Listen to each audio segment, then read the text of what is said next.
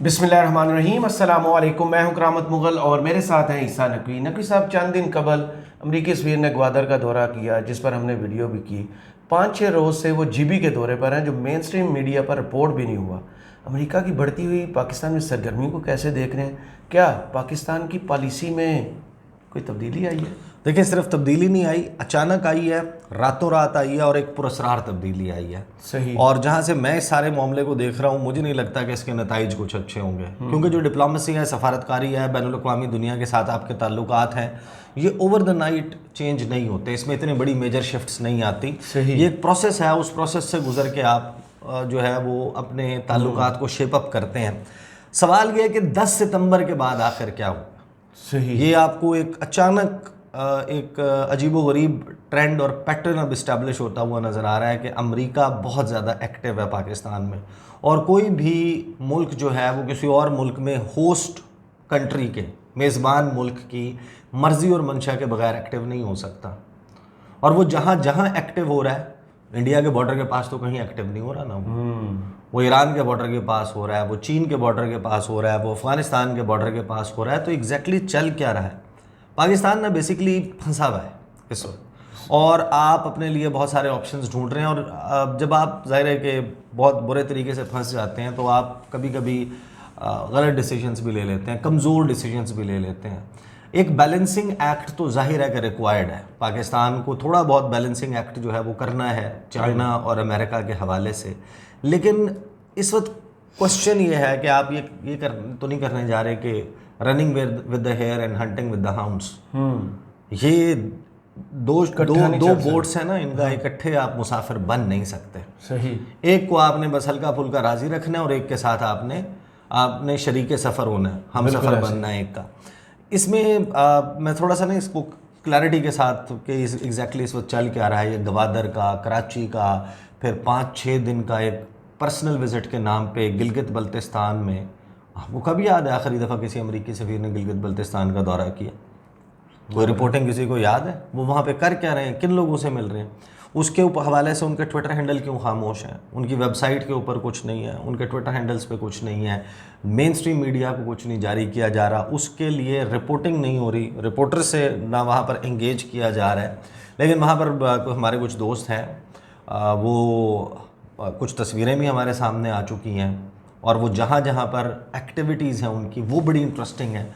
और दरमियान में गवादर के बाद, यानी 10 सितंबर को एक इवेंट होता है, उसके बाद 12 सितंबर को गवादर का दौरा होता है, उसके बाद 14-15 सितंबर को कराची में एक इवेंट करते हैं, उसके बाद अमरीकी सफ़ीर ने जाना होता है चित्राल।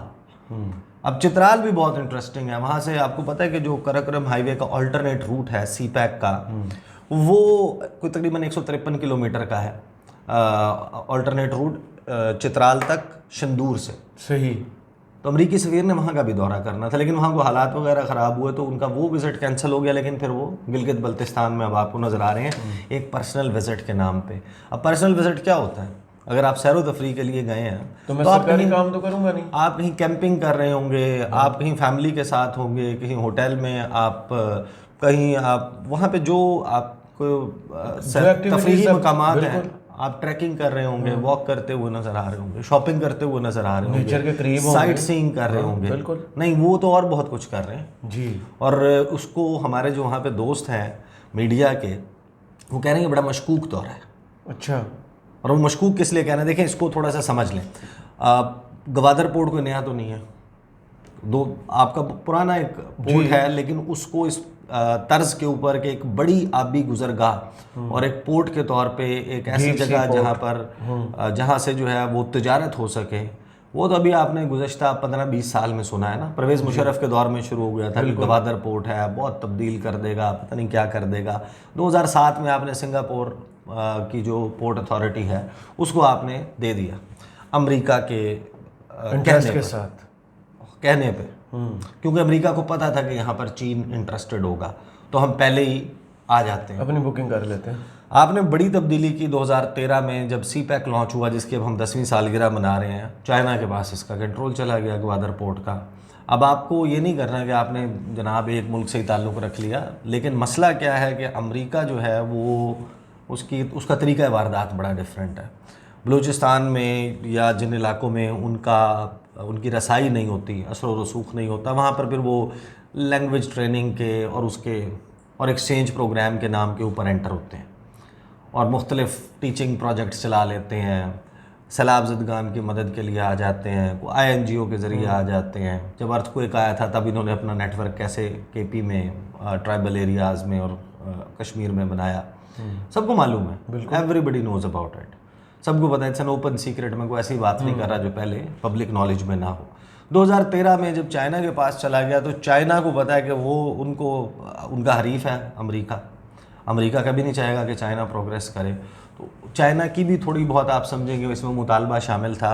आपने तकरीबन बलूचिस्तान जो है उसको, GB को, जहाँ जहाँ से CPEC का रूट गुजरता है, उसको टेक्निकली स्पीकिंग एक नो गो एरिया बना दिया वेस्टर्न पावर्स के लिए कि यहाँ पर यार थोड़ा सा जो एरियाज़ जहाँ पर चाइनीज़ ऑपरेट कर रहे हैं वहाँ पर उनको एक्सेस ना दिया जाए।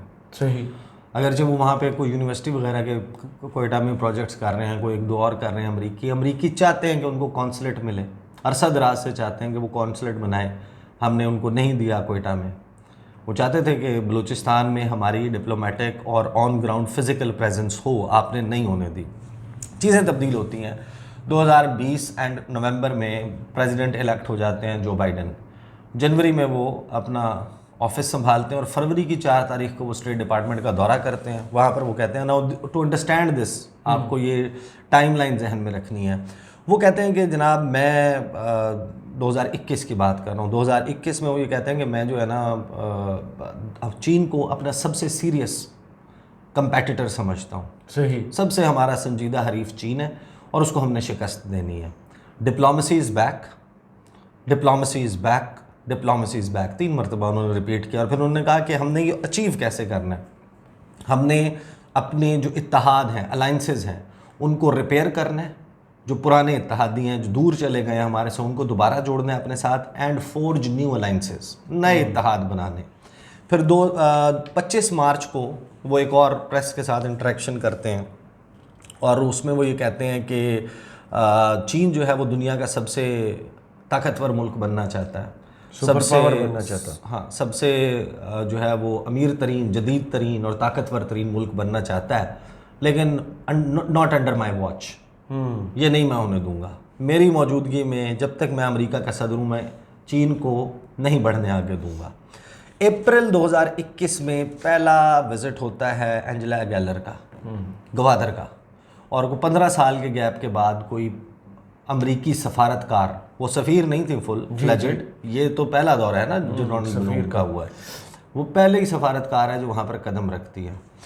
2021 में ही कार्बिस बे, एक कॉर्नवेल काउंटी के साथ एक गांव है बरतानिया का, वहाँ पर G7 का इजलास होता है, जो दुनिया की जदीद तरीन और अमीर तरीन जमहूरियतें हैं, जो बेसिकली वो एक क्लोज्ड ग्रुप है जो कहता है कि हमने ये रूल्स बेस्ड इंटरनेशनल ऑर्डर बनाया और दुनिया को ऐसे चलना चाहिए। सही। हम बताएंगे आपकी फॉरेन पॉलिसी क्या हो, हम बताएंगे आपकी डिफेंस की पॉलिसी क्या हो, हम बताएंगे कि आपके यहाँ कौन सा निज़ाम हुकूमत होना चाहिए, लोगों को क्या राइट्स मिलने चाहिए, क्या नहीं मिलने चाहिए, दुनिया में कॉन्फ्लिक्ट्स करवाना, कॉन्फ्लिक्ट्स ख़त्म करवाना, असलहे के कारोबार, ये सारे को कंट्रोल करते हैं ये G7 ममालिक। सही। टेक्नोलॉजी को कंट्रोल करते हैं, आर्टिफिशियल इंटेलिजेंस में बहुत आगे है।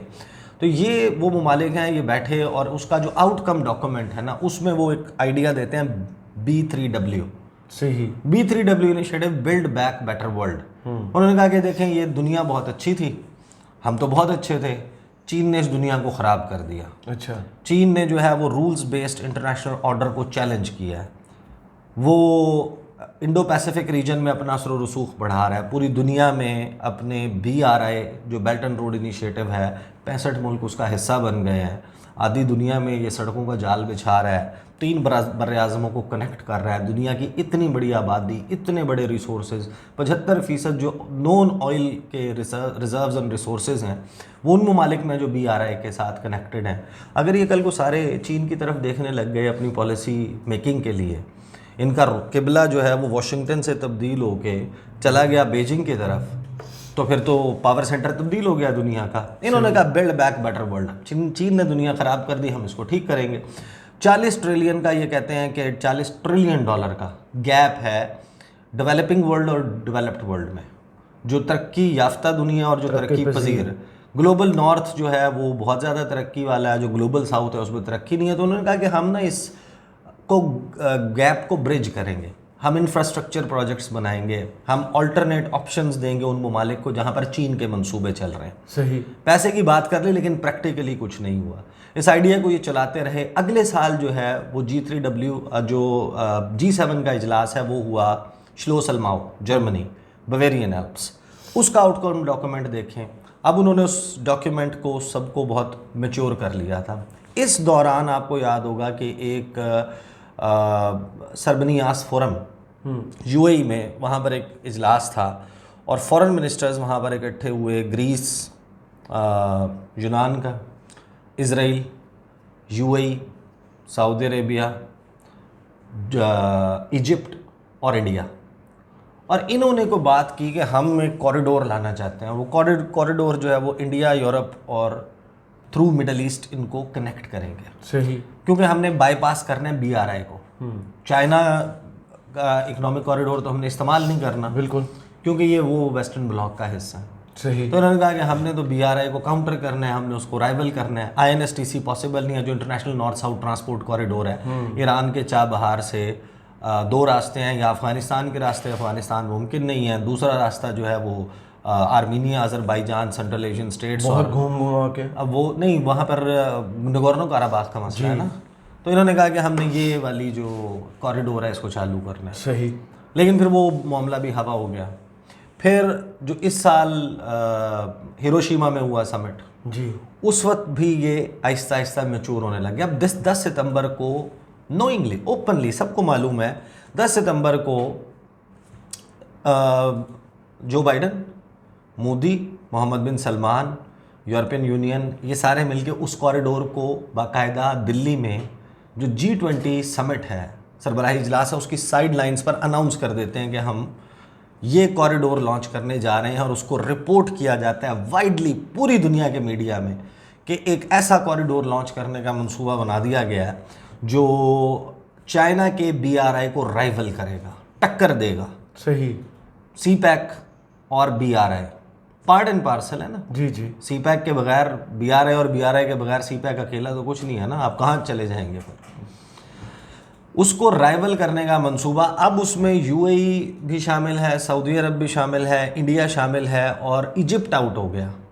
वो जो पहला वाला मंसूबा था, इजिप्ट को BRI का हिस्सा बना लिया था इस वक्त तक चीन ने जी। अब उसमें जॉर्डन को शामिल कर लिया, उर्दन को। और नेतन्याहू ने जो अभी गुज़श्ता रोज़ तकरीर की है अक़वाम मुत्तहिदा जनरल असम्बली इजलास में, वो आप उठा के देखें, वो नक्शा दिखा रहा है, वो बता रहा है कि हम क्या करने जा रहे हैं, ये क्या करने चाहते हैं। सऊदी अरब के साथ तकरीबन करीब पहुंच चुके हैं ताल्लुकात को नॉर्मलाइज करने के लिए। बिल्कुल हम उस मकाम पर पहुंच चुके हैं।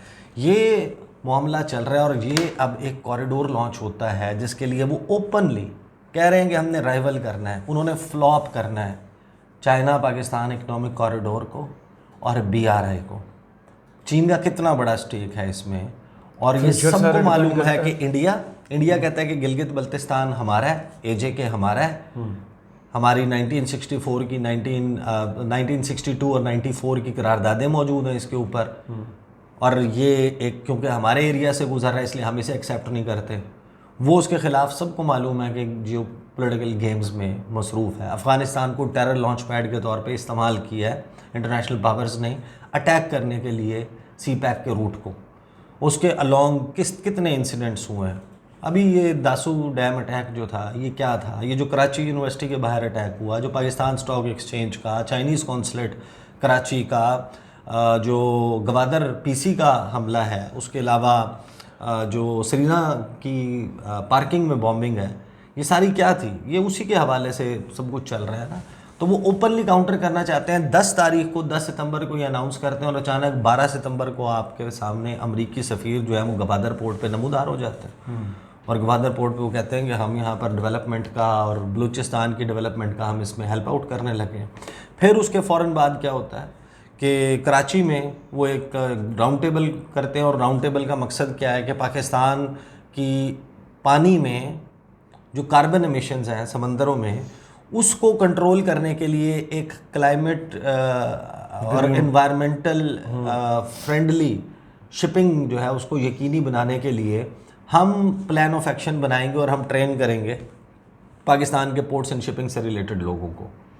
अब पोर्ट्स एंड शिपिंग का मतलब यह कराची से लेके गवादर तक ये तमाम एरियाज़ में पाकिस्तान की जितनी भी पोर्ट्स हैं जहाँ जहाँ पर आके कोई जहाज़ लगता है, सामान ऑफलोड होता है, सामान नया उसके होता है, किसी भी टर्मिनल पे आता है, ग्रीन शिपिंग फ्रेमवर्क गालिबन जो है उसका नाम रख के वो उसके हवाले से एक्टिविटी करते हुए नज़र आते हैं। अब ये इसके ऊपर चाइनीज़ बहुत स्केप्टिकल हुए, हमने इसको रिपोर्ट भी किया। फिर पता चलता है कि चित्राल जा रहे हैं और चित्राल में भी सी पैक का रूट आपको मैंने बता दिया, लेकिन चित्राल के हालात ख़राब होने से ये वहाँ नहीं जाते। अब वो गिलगित बल्तिस्तान में 6 दिन हो गए हैं, 5-6 दिन, और उसके लिए ना वो उसको अनाउंस कर रहे हैं, ना उसके हवाले से मीडिया को कुछ जारी कर रहे हैं, ना मीडिया को साथ लेकर जा रहे हैं। नाम दिया हुआ है उसको पर्सनल विज़िट का, सिर्फ 2 इसके हवाले से तफसील सामने आई है। एक रिपोर्टर है वहाँ पे जमील नगरी जी, डॉन के साथ काम करते हैं और भी मुख्तलिफ इदारों के साथ उन्होंने काम किया। उन्होंने इसके ऊपर एक इंटरेस्टिंग ट्वीट किया, फिर मैंने जमील से इसके ऊपर तफसील ली कि एग्जैक्टली चल क्या रहा है गिलगित बल्तिस्तान में। जमील कहते हैं कि जो American ambassador to Pakistan Donald Blome has been conducting meetings with political, social and government representatives in Gilgit Baltistan and exploring CPAC route areas. His undisclosed visit and activities in this sensitive region have raised questions. कि अमरीकी सफ़ीर जो हैं वो इस वक्त meetings कर रहे हैं सियासी लोगों से, सोशल वेलफेयर का काम करने वाले और जो गवर्नमेंट रिप्रेजेंटेटिव्स हैं उनके साथ गिलगित बल्तिस्तान में, और जो सी पैक का रूट है उसके एरियाज़ के इर्द गिर्द। और ये जो विज़िट अनडिस्क्लोज्ड है, इसको नहीं बताया गया, जिस किस्म की एक्टिविटीज़ उनकी इस हसास इलाके में चल रही हैं उस पर तो बहुत सवालात पैदा होते हैं। मैंने जमील को फ़ोन किया, जमील ने मुझे कहा देखें हमारे लिए तो ये दौरा बहुत मशकूक है, कभी भी इस तरह से अमरीकी सफ़ीर का दौरा नहीं हुआ हमारे रीजन का, पीएम से ज़्यादा प्रोटोकॉल दिया जा रहा है। अच्छा, हाँ, पीएम से ज़्यादा। फिर वो कहते हैं कि देखें वो द्यामर नहीं जा रहे, वो चलास नहीं गए, वो बल्तिस्तान नहीं गए, वो एरियाज़ जहाँ पर सी पैक नहीं है, जो जहाँ पर ज़्यादा उनके कोई प्रोजेक्ट्स नहीं हैं, वहाँ नहीं जा रहे, लेकिन हर उस एरिया में वो एक्टिव हैं, विज़िट कर रहे हैं, कुछ जगह जाके देख रहे हैं, मुलाकातें कर रहे हैं वहाँ के लोगों से। वो कराकरम यूनिवर्सिटी भी गए हैं, उन्होंने गिलगित बल्तिस्तान की जो असम्बली है उनकी गालिबन ये देखें डिप्टी स्पीकर जो हैं सादिया दानिश, ये पीपल्स पार्टी से इनका ताल्लुक़ था, इनसे भी मुलाकात की है। और ये प्राइवेट विज़िट या पर्सनल विज़िट तो नहीं होता जिस पे आप ये मुलाकातें करें। वो यूनिवर्सिटी भी जा रहे हैं, वो मीर गज़नफ़र के घर भी गालिबन ठहरे हैं, वो सरीना गिलगित में भी ठहरे हैं, मुख्तलिफ वहाँ पर जो एरियाज़ हैं उनको विज़िट कर रहे हैं, वहाँ के लोगों से मुलाकातें कर रहे हैं, जो एकेडमिया है वहाँ जो जिनको आप ओपिनियन मेकर्स कहते हैं उनके साथ भी मिल रहे हैं, असेसमेंट्स भी कर रहे हैं कि प्रोजेक्ट्स के हवाले से जो कुछ वहाँ पे चल रहा है तो लोगों की उसके ऊपर क्या राय है, वो फील ले रहे हैं वहाँ पे, और बातें इसी किस्म की सामने आ रही हैं कि हम आपके साथ कोई कोऑपरेशन, ताउन। अब अगर तो देखें बैलेंसिंग एक्ट के तौर पे आप अमेरिका के साथ भी करना चाहते हैं, या अमेरिका पाकिस्तान ज़ाहिर है कि फंसा हुआ है, पाकिस्तान के टोटल लोन्स अगर हैं लेट्स से कि $130 अरब, तो उसमें से 30% जो है जो चाइना के, सही, तो चाइना हमें जो लोन्स हैं उनके रोल ओवर के लिए भी हमेशा हेल्प करता है, जो रीपेमेंट्स होती हैं उसके लिए भी हमेशा हेल्प करता है, सरमायाकारी भी पाकिस्तान में बहुत ज़्यादा है, सी पैक भी है, और भी बहुत सारा हमारा एक शेयर्ड पास्ट है। दूसरी तरफ अमेरिका है, अमेरिका के आपके साथ एक्सचेंज प्रोग्राम्स हैं, लेकिन बहुत कुछ तो है, लेकिन मोस्ट इम्पॉर्टेंटली IMF वाला मामला है, ट्रस्ट डेफिसिट बहुत, कि IMF जो है ना वो करवाता है अमेरिका बहादुर। अब IMF अगर नहीं होता तो उस सूरत में चीन भी हमें पैसे नहीं देता, तो अमेरिका भी इम्पॉर्टेंट है। लेकिन अमेरिका को जो एक्सेस चाहिए, आखिर क्यों पाकिस्तान में क्या गुर्बत और पसमानदगी इंटीरियर सिंध में नहीं है, KP में बहुत है, थरपारकर में नहीं है, चोलिस्तान में नहीं है, थल में नहीं है, जनूबी पंजाब में नहीं है, इंडिया के साथ जो इलाके बॉर्डर करते हैं वहाँ पर नहीं है, इंडिया वाली साइड पे इंटरेस्ट नहीं है, अफ़गानिस्तान वाली साइड पे इंटरेस्ट है, ईरान वाली साइड पे इंटरेस्ट है, पानियों की तरफ इंटरेस्ट है, चाइना की तरफ इंटरेस्ट है, प्रोजेक्ट्स भी यहीं लगाने हैं, प्रेजेंस भी यहीं रखनी है। तो अब जाहिर है कि आप फंसे हुए हैं और उसमें आप एक्सेस भी दे रहे हैं, इस किस्म के काम कर भी रहे हैं, जो भी कर रहे हैं कि पाकिस्तान को अब इन्वेस्टमेंट चाहिए किसी भी प्रोजेक्ट के लिए, किसी भी सिलसिले में। But I can tell you one thing कि इसके ऊपर जो ग्वादर वाला विज़िट था उसके ऊपर तो ऑलरेडी बहुत ज़्यादा जो है वो चीनी अलर्ट हुए थे। उन्होंने यहाँ पर लोगों से सवालात भी करने शुरू किए, पूछना शुरू किया। वो एक टर्म इस्तेमाल करते हैं जैसे पाकिस्तान और अमेरिका का अभी रिसेंटली एक सिक्योरिटी एग्रीमेंट जो है वो रिन्यू हुआ, उसके और इन डेवलपमेंट्स के बाद ना तो चीनी सोशल मीडिया पे भी और उनके जो ऐसे व्हाट्सएप ग्रुप्स हैं जिसमें कुछ पाकिस्तानी भी हैं, कुछ उनके जो पॉलिसी मेकर्स हैं, जो उनके फॉरेन ऑफिस के लोग हैं, उनके डिप्लोमेट्स हैं, वो भी मौजूद हैं। उन्होंने कहते हैं कि बाथिये को क्या हुआ है। बाथिये जो है वो मंदरीन में चाइनीज़ लैंग्वेज में कहते हैं आयरन ब्रदर को। ये वो लफ्ज़ है वो सिर्फ पाकिस्तान के लिए और पाकिस्तानियों के लिए इस्तेमाल करते हैं, किसी और के लिए इस्तेमाल नहीं करते। तो वो उन ग्रुप्स में और उसमें उनकी वो चल रही है कि बाथिये को क्या हुआ है, ये अमेरिका के साथ क्यों इतनी वो कर रहा है, जिस वक्त वो ओपनली राइवल कर रहा है आपको और आपके प्रोजेक्ट को। यानी जिसको काउंटर करने के लिए ग्वादर और सी पैक को उन्होंने 10 सितंबर को कॉरिडोर लॉन्च की, 12 सितंबर को आपने उसी के सफ़ीर को वहाँ पे खड़ा कर लिया। तो इसकी ये मैसेजिंग है, तो ये चल रहा है। बट मैं इसके ऊपर को बहुत ज़्यादा हमें कंक्लूसिव नहीं होना चाहिए। हो सकता है कि आप अभी सिर्फ फ्लर्ट कर रहे हो ना, and you want to get something out of it. But ये एक बात तय है कि जो हो रहा है इसके ऊपर बहुत सारे ममालिक जो हैं वो कंसर्न हो जाएंगे। सही, चलें, बहुत शुक्रिया ईसा नकवी, आपके तजिए का कमेंट्स बॉक्स में ज़रूर बताइएगा। ये वीडियो आपको कैसी लगी। इजाज़त दीजिए, अल्लाह हाफ़िज़।